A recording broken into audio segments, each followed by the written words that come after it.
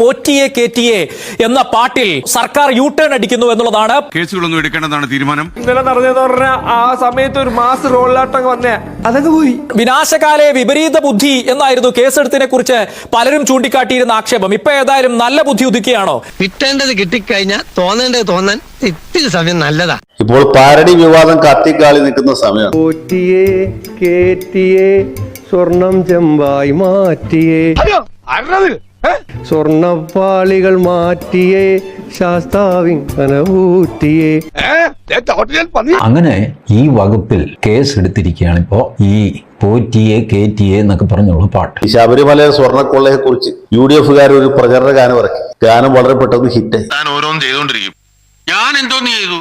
താനൊന്നും ചെയ്യാഞ്ഞിട്ടാണോ? വാസു ആരായിരുന്നു? പ്രശാന്ത് ആരായിരുന്നു? സഖാവ് പത്മകുമാർ എന്താണ് ചെയ്തത്? പട്ടാപ്പകൽ ഈ സ്വർണം അഴിച്ചുകൊണ്ട് പോയതാരാണ്? സ്വർണം ചെമ്പാക്കി മാറ്റിയതാരാണ്? രേഖകൾ കൃത്രിമം നടത്തിയതാരാണ് എന്നൊക്കെ ഇപ്പൊ എല്ലാ ആളുകൾക്കും അറിയാം. സ്വർണം കക്കുന്നാണ് ഏറ്റവും വലിയ തെറ്റ്, അതല്ലാതെ കട്ടയിനെ കുറിച്ച് പാട്ട് എഴുതുന്ന കുറ്റമില്ല. അങ്ങനെ കേസെടുത്ത് ഇത് അവസാനിപ്പിക്കാമെന്ന് ആരും വിചാരിക്കണ്ട. സ്വർണം കട്ടവൻ ആരപ്പാ. രാവിലെ ഞാൻ ഓരോരുത്തന്മാർ കെട്ടിയെടുത്തോളൂ പൂവും കായും. ഒറ്റ പാരഡിയാണ് തോൽവിക്ക് കാരണം എന്നുള്ള അവസാന നിഗമനത്തിലേക്ക് പ്രസ്ഥാനം എത്തിച്ചേർന്നിട്ടുണ്ട്. സഖാക്കളാണ് അയ്യപ്പ. ശബരിമല പ്രശ്നങ്ങളൊക്കെ ഇവിടെ ഉന്നയിച്ചിട്ടുണ്ടാകും. ശബരിമല പ്രശ്നത്തിൽ എന്താ ഇടതുപക്ഷം ചെയ്ത തെറ്റ്? എന്താ തെറ്റ് ചെയ്തത്? അത്രക്കായോ? സ്വർണം കട്ടവൻ ആരപ്പ, സഖാക്കളാണ് അയ്യപ്പ. ആവർത്തിച്ച് പാടി ആ പാട്ടിനെ ഒരാഗോള ഹിറ്റാക്കി മാറ്റി. പോറ്റിയെ കേറ്റിയെ സ്വർണം ചെമ്പായി മാറ്റിയേ.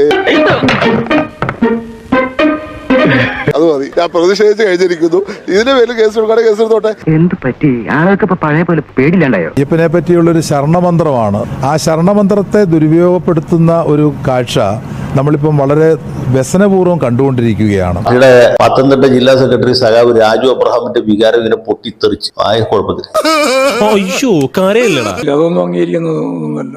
പോറ്റിയെ കേറ്റിയെ സ്വർണം ചെമ്പായി മാറ്റിയേ. പക്ഷെ പാർട്ടിക്കകത്തുള്ള സാധാരണക്കാർ ശബരിമലക്ക് പോകുന്ന ഏറ്റവും അധികം CPM-കാരാണ്. അങ്ങനെയുള്ള പ്രസ്ഥാനത്തിൽ പാർട്ടിക്കാരടക്കം ഉള്ള അയ്യപ്പ ഭക്തന്മാരും നേതാക്കന്മാരും കേൾക്കാതെ ഇതേ പാട്ട് തന്നെ മൂളിക്കൊണ്ട് നടക്കും. ഈ പാട്ട് എഴുതിയവനെയാണോ അറസ്റ്റ് ചെയ്യാൻ പോകുന്നത്? പാടിയവനെയാണോ? അതോ അതിന് സംഗീത സംവിധാനം ചെയ്തവനെയാണോ? അത് റെക്കോർഡ് ചെയ്ത സ്റ്റുഡിയോ ഉടമസ്ഥനെയാണോ? അതോ അതിങ്ങനെ ആവർത്തിച്ച് പാടുന്നത് നമ്മളെ പോലുള്ള ആൾക്കാരെയാണോ? ആരെയാണ് പൂട്ടാൻ പോകുന്നതെന്ന് അറിയില്ല. ഇതൊക്കെ കേട്ടിട്ട് എന്റെ മസിൽസ് വെട്ടി കേറിയിട്ട് വയ്യ. സ്വർണപ്പാളികൾ മാറ്റിയേ, ശാസ്താവിന്ദനമൂറ്റിയേ. ലോഹം മാറ്റിയതാരപ്പ, സഖാക്കളാണ് അയ്യപ്പ. പോറ്റിയെ കേറ്റിയെ സ്വർണം ചെമ്പായി മാറ്റിയേ. അങ്ങനെ ഈ ഓരോ വോട്ടറുടെയും ചൂണ്ടിൽ തത്തി കളിക്കുന്ന പാട്ടാണ്. പോറ്റിയെ കേറ്റിയെ സ്വർണം ചെമ്പായി മാറ്റിയേ. എന്താടാ കളിക്കേ? ഇത് കേൾക്കുമ്പോ മാർക്സിസ്റ്റുകാർക്ക് മാത്രമേ വികാരം വ്രണപ്പെടുകയുള്ളൂ. കാരണം അവര് കളവ് നടത്തിക്കൊണ്ടാണ്. പോറ്റിയെ കേറ്റി സ്വർണം കെട്ടുവതാണ് പാട്ടിന്റെ അർത്ഥം. ഒരർത്ഥം പറച്ചിലുകാരൻ നടക്കണം. പലതും പാട്ട് വിമാന സമരത്തിനെല്ലാം പാടുണ്ടായിരുന്നു. ഈ അമ്മാവന് സംഭവം മനസ്സിലായില്ല. സ്വർണം കട്ടവനാരപ്പ, സഖാക്കളാണ് അയ്യപ്പ. ഇനിയും കേൾക്കാനുള്ള മുസ്ലിം പോർ ഇദ്ദേഹത്തിനില്ല. ഈ തദ്ദേശ തെരഞ്ഞെടുപ്പിൽ ഇത്രയും വലിയൊരു തോൽവി ഏറ്റുവാങ്ങേണ്ടി വന്നപ്പോൾ പോലും സഖാക്കൾ ഇത്രയും അസ്വസ്ഥരായിട്ടില്ല കേട്ടോ. ഇത്രയും അവരുടെ മനസ്സ് നീറിയിട്ടില്ല. അവർ പിടിച്ചു നിന്നു. എനിക്കിതിരി ദണ്ണുണ്ട്. പോറ്റിയെ കേറ്റിയെ എന്ന പാട്ടിനെതിരെ പരാതി. ഭക്തിഗാനത്തെ വികലമായി ഉപയോഗിച്ചു എന്നാണ് DGPക്ക് പരാതി. തോൽവി സഹിക്കാം, പക്ഷെ ശരണമന്ത്രം ദുരുപയോഗം ചെയ്യരുത്. ഈ തിരുവാഭരണ പാത സംരക്ഷണ സമിതിയാണ് പരാതിക്കാർ. പാട്ട് പിൻവലിക്കണമെന്നും ആവശ്യം. ഇനി ആ പാട്ട് അത് കേൾക്കാനുള്ള കഴിവില്ല സത്യമായിട്ടും. നിങ്ങളുടെ മുഖം വികൃതമായതിന് ഈ പാട്ട് എഴുതിയവനോ സംഗീതം ചെയ്തവനോ പാട്ട് പാടിയവനോ ഒന്നും ചിന്തിച്ചിട്ട് ഒരു കാര്യമില്ല. എത്ര സത്യസന്ധമായിട്ടുള്ള പാട്ടെടുത്താലും അതിന് പോലീസിൽ പരാതി കൊടുക്കുന്നു, സൈബർ ക്രൈം രജിസ്റ്റർ ചെയ്യുന്നു, DGP അത് ADGPക്ക് കൈമാറുന്നു. ADGP ഇനി ത്വരിതഗതിയിൽ അന്വേഷണം നടത്തി പ്രതികളെ കസ്റ്റഡിയിലെടുത്ത് ക്വസ്റ്റ്യൻ ചെയ്യാൻ പോകും. നല്ല രസമില്ലേ? നമുക്ക് ഭക്തിയുമായിട്ടോ ഭക്തരുമായിട്ടോ ക്ഷേത്രവുമായിട്ടോ എന്തെങ്കിലും ബന്ധമുണ്ടോ എന്ന് ചോദിച്ചാൽ ഇല്ല. എന്നാൽ നമുക്ക് ആവശ്യമായ സാഹചര്യങ്ങളിൽ, ആവശ്യമായിട്ടുള്ള രീതിയിൽ, ആവശ്യമായ അളവിൽ അതിനെ ഉപയോഗപ്പെടുത്തുമ്പോഴാണ് നമുക്ക് ഇങ്ങനെയുള്ള കാര്യങ്ങൾ കൊണ്ട് ഒരു പ്രയോജനമുണ്ടായി എന്ന് പറയാൻ കഴിയുന്നത്. എന്റെ ഉത്തരവാദിത്വം കുറെ കൂടി സീരിയസ് ആയിട്ട് ഏറ്റെടുത്തിരിക്കുക കക്ഷി. ഏത് മതത്തിൻ്റെ പ്രധാനപ്പെട്ട ഭക്തിഗാനങ്ങളെ സംബന്ധിച്ചും പാരഡികൾ പാടില്ല. അത് മതവികാരം വ്രണപ്പെടുത്താൻ ഇടവരുത്തുന്ന കാര്യമാണ്. ഒരു കാരണവശാലും അത് അംഗീകരിക്കാൻ പറ്റുന്നൊരു കാര്യമല്ല. അപ്പൊ ഏതെങ്കിലും ക്രിസ്ത്യാനികൾക്കോ മുസ്ലിങ്ങൾക്കോ ഹിന്ദുക്കൾക്കോ ഒക്കെ നിങ്ങളുടെ ഭക്തിയുമായിട്ട് ബന്ധപ്പെട്ട് എന്തെങ്കിലും വ്രണപ്പെടലുകൾ ഏതെങ്കിലും മൂലകളിൽ നിന്ന് അനുഭവപ്പെടുന്നുണ്ടെങ്കിൽ നിങ്ങൾ ഒട്ടും താമസിക്കാതെ സഖാക്കളുടെ അടുത്തേക്ക് പോകുക. അവരെ സമീപിച്ചാൽ നിങ്ങൾക്ക് കൃത്യമായിട്ടുള്ള ഒരു പരിഹാരം ഉടൻ ഉണ്ടാകും. അത് അങ്ങനെയുള്ളത് സമൂഹത്തിൽ എന്ത് പ്രതികരണമാണ് സൃഷ്ടിക്കുക എന്നുള്ളത് അവർ പരിശോധിക്കട്ടെ. ഒരു മതനിരപേക്ഷ മൂല്യങ്ങൾ ഉയർത്തിപ്പിടിക്കണം. ഞങ്ങൾ എല്ലാ കാലങ്ങളിലും ആവിഷ്കാര സ്വാതന്ത്ര്യത്തിന് വേണ്ടി പോരാടിയിട്ടുള്ളവരാണ്. പിന്നെ ഈ സ്വർണ്ണക്കൊള്ളയെ കുറിച്ചുള്ള വികാരം അയ്യപ്പ ഭക്തന്മാരുടെ ഇടയിലുണ്ട്, അല്ലാത്തവരുടെ ഇടയിലുണ്ട്. അപ്പൊ യുക്തിവാദികൾക്ക് പോലും പാടാവുന്ന അത്ര രസകരമായ ഒരു പാട്ടായിട്ട് ഇത് മാറി. എന്നെ ഭ്രാന്ത് പിടിപ്പിക്കരുത്. നിങ്ങൾക്ക് ഇപ്പൊ തന്നെ കുറേശ്ശെ ഭ്രാന്തുണ്ട്. പരസ്യമായിട്ട് പാടും ഞങ്ങളൊക്കെ. ആരാണോ നിരോധിച്ച് അവരുടെ മുമ്പിൽ തന്നെ പോയിട്ട് പാടും. അപ്പോൾ അത് കേൾക്കാൻ ക്ഷമയില്ലെങ്കിൽ വേഗം തന്നെ തീരുമാനം പിൻവലിക്കുക. ഇങ്ങനൊരു പാട്ട് കേട്ടിട്ട് RSSകാർക്കോ വിശ്വ ഹിന്ദു പരിഷത്തുകാർക്കോ BJPക്കാർക്കോ ആർക്കും വികാരത്തിന് യാതൊരു വ്രണം ഉണ്ടായില്ല. നേരെ കുറിച്ച് CPMകാർക്ക് ഇത് കേട്ടപ്പോൾ ഭയങ്കര പ്രയാസം. അതുപോലെ നമ്മുടെ പ്രഗത്ഭനായ രാജ്യസഭാംഗം ഇംഗ്ലീഷ് ഭാഷാ പാരംഗതനായിട്ടുള്ള ഡബിളർ റഹീം, പുള്ളിക്കും വലിയ വിഷമം തോന്നി അയ്യപ്പസ്വാമിയെ ആക്ഷേപിച്ച്. ദൈവവുമായിട്ട് മാത്രമേ അവർക്ക് ബന്ധമില്ലാതെയുള്ളൂ, പക്ഷേ ഭക്തലക്ഷങ്ങളുടെ വോട്ടുമായിട്ട് അവർക്ക് കൃത്യമായിട്ടുള്ള ഒരു ബന്ധമുണ്ടെന്ന് ജനങ്ങൾ തിരിച്ചറിയുക. എന്താ അങ്ങനെയൊക്കെ പറയുന്നത്? പിന്നെ എങ്ങനെ പറയണമെന്നാ പറയണത്?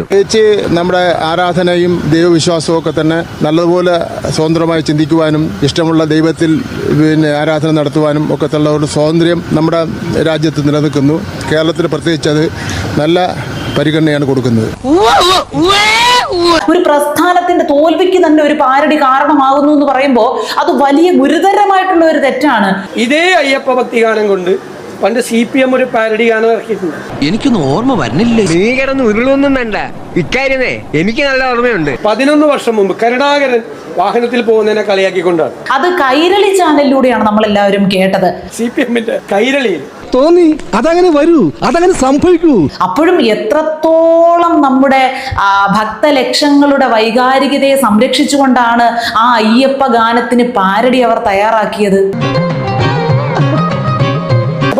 നോക്കുമ്പോ ഇതൊക്കെ പറയുമ്പോ പഴയ കാര്യം കൂടെ ഓർക്കണം. മന്ത്രിക്കേറെ സ്പീഡിൽ പോണം, മന്ത്രിക്കാറ് ഫ്ലൈറ്റിന് തുല്യം, മന്ത്രിയെ അയ്യപ്പോ, മന്ത്രി സ്വൽപ്പം പയ്യപ്പോ.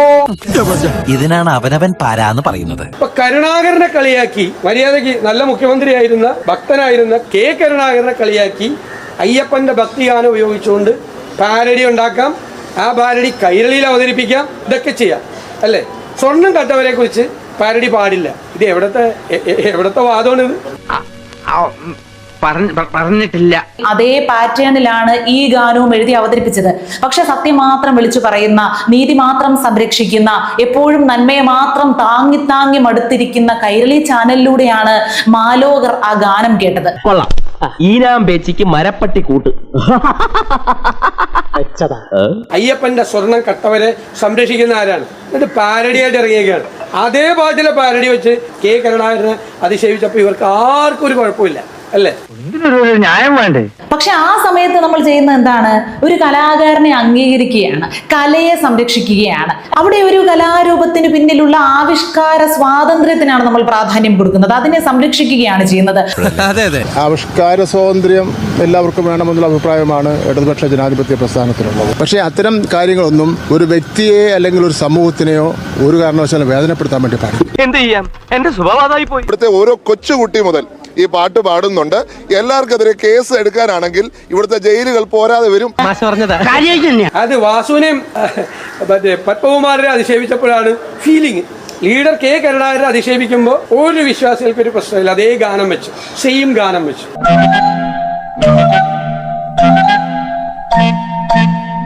ഉള്ളത് പറയുമ്പോൾ ചിലർക്ക് തുള്ളല്, അസ്വസ്ഥത തുടങ്ങിയ പഴഞ്ചൊല്ലുകളൊക്കെ പണ്ടുള്ളവർ പറഞ്ഞു വെച്ചിട്ടുണ്ട്. സത്യത്തിൽ അയ്യപ്പസ്വാമി ആക്ഷേപിച്ചത് ഈ സഖാക്കളാണ്. നമ്മുടെ പത്മകുമാറിനെ പോലെയുള്ള ആളുകൾ, സഖാവ് വാസുവിനെ പോലെയുള്ള ആളുകൾ, PS പ്രശാന്തിനെ പോലെയുള്ള ആളുകൾ, കടകംപള്ളി സുരേന്ദ്രനെ പോലെയുള്ള ഞാനോ? നീ തന്നെ. അയ്യോ, ഇതെന്ത് മഹാപാപം. ഇനി ഇങ്ങനെയൊക്കെ പാടുള്ളൂ. അവരാണ് അയ്യപ്പനെ അവഹേളിച്ച് അയ്യപ്പന്റെ തിരുവാഭരണം പൊട്ടിച്ച് സ്വർണ്ണപ്പാളി ഇളക്കി കൊണ്ടുപോയതാരാണ്? മാർസിസ്റ്റുകാരാണ്. അത് കേൾക്കുമ്പോഴാണ് ഇവർക്ക് പൊള്ളുന്നത്. അത് ഞാൻ ചോദിക്കുന്നത്, ഈ ഒരു ഗാനം പാരഡി ഗാനം കേരളത്തിൽ ആദ്യമായിട്ടാണ്. ഈ പാരഡി ഗാനം പാടിയതിന്റെ പേരിൽ ആ പാട്ട് എഴുതിയവർക്കും ട്യൂൺ ചെയ്തവർക്കും കേസെടുക്കാൻ പോവാണെന്ന് പറഞ്ഞു. എന്താ ഇപ്പൊ ഇത്രയും നൊന്തത്? ഇതൊരു തുടക്കം മാത്രമാണ്. തെരഞ്ഞെടുപ്പിന്റെ തോൽവിയുടെ ആദ്യ കാരണമായിട്ട് കണ്ടെത്തിയത് ഞാൻ പറഞ്ഞില്ലേ, ഈ പാരഡിയാണ്. പാരഡിക്കെതിരെ നിയമ നടപടി ഇപ്പോൾ ഉണ്ടാകുകയാണ്. കട്ട സ്വർണ്ണം എവിടെയാണെന്നോ ഈ ദൈവ തുല്യരൊക്കെ ഏത് മാളത്തിലാണെന്നോ തുടങ്ങിയ കാര്യങ്ങളും ഒന്നും ഈ സമയത്ത് നിങ്ങൾ ചോദിക്കരുത്. ആകെ ഇപ്പോ ഈ ഭക്തരുടെ ഏറ്റവും വലിയ പ്രശ്നമായിട്ട് നിൽക്കുന്നത് ആ പാരഡി ഗാനമാണ്. വിവാദം ഉണ്ടാക്കിക്കൊണ്ട് കാര്യമില്ലല്ലോ. അപ്പൊ ഈ പാട്ട് കൂടുതൽ പാടും, കേരളം മുഴുവൻ പാടാൻ പോവാണ് ഈ പാട്ട്. ശബരിമലയിലെ അയ്യപ്പസ്വാമിയെ സംബന്ധിച്ച് അത്തരത്തിലുള്ള ഒരു പാരഡി ഒരു കാരണവശാലും ഇറക്കാൻ പാടില്ലായിരുന്നു. അപ്പോൾ രാഷ്ട്രീയ മുതലെടുപ്പിന് വേണ്ടി ഏതറ്റം വരെയും കോൺഗ്രസും UDFും പോകും എന്നുള്ളതാണ്. ശബരിമലയിൽ സ്ത്രീകളെ പ്രവേശിപ്പിച്ച് വിപ്ലവം സൃഷ്ടിക്കാൻ ഒരുങ്ങിയവർ എന്തുകൊണ്ട് ഈ ഒരു പാരഡിയിൽ കടിച്ചു തൂങ്ങി ഭക്തരുടെ വികാരത്തെക്കുറിച്ച് സംസാരിക്കുന്നു, വാചാലരാകുന്നു എന്നൊന്നും നിങ്ങൾ ഇത്തരണത്തിൽ ചോദിക്കരുത്.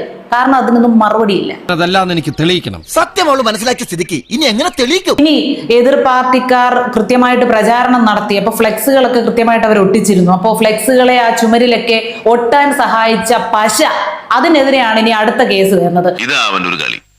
ഇതിനെ കൂടിക്കൊണ്ടേയിരിക്കും. വന്ന അന്നേ തുടങ്ങി.